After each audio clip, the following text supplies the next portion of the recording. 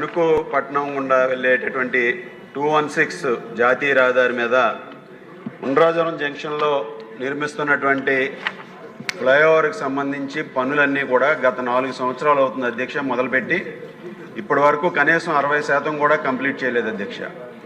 గతంలో మీరు R&B మినిస్టర్గా ఉన్నప్పుడు ఇదే శాసనసభ వేదికగా మీరు ఆ ప్రాజెక్టుకి సంబంధించినటువంటి DPRని కేంద్రానికి పంపించడం కానీ అది మంజూరు అవడం కానీ జరిగింది అధ్యక్ష.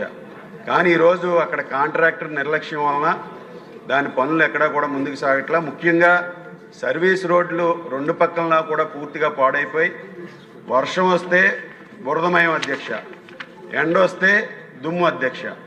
ఈ విధంగా అక్కడ పరిస్థితి ఉంది. వర్షం పడినప్పుడల్లా ఏదో ఒక ప్రమాదం జరిగి ఇటీవల 2 మరణించడం జరిగింది అధ్యక్ష.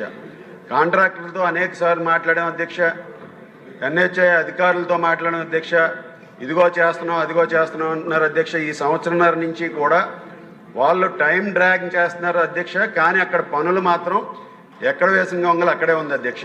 దాన్ని ముందుకు సాగే విధంగా అధికారులు కఠినమైనటువంటి చర్యలు తీసుకుని అక్కడ కాంట్రాక్టర్ మీద దాని మీద పనులు జరిగే విధంగా చేయాలి అధ్యక్ష. ముఖ్యంగా సర్వీస్ రోడ్లకు సంబంధించి అక్కడ NHAI అధికారులు గత 6 నెలలుగా రిస్క్ దాంట్లో చేస్తున్నాం, మరలా రీటెండర్స్ పిలుస్తున్నాం అని చెప్తున్నారు అధ్యక్ష. కానీ ఈరోజు వరకు కూడా ఆ టెండర్ల ప్రక్రియ కూడా పూర్తి అవ్వలేదు.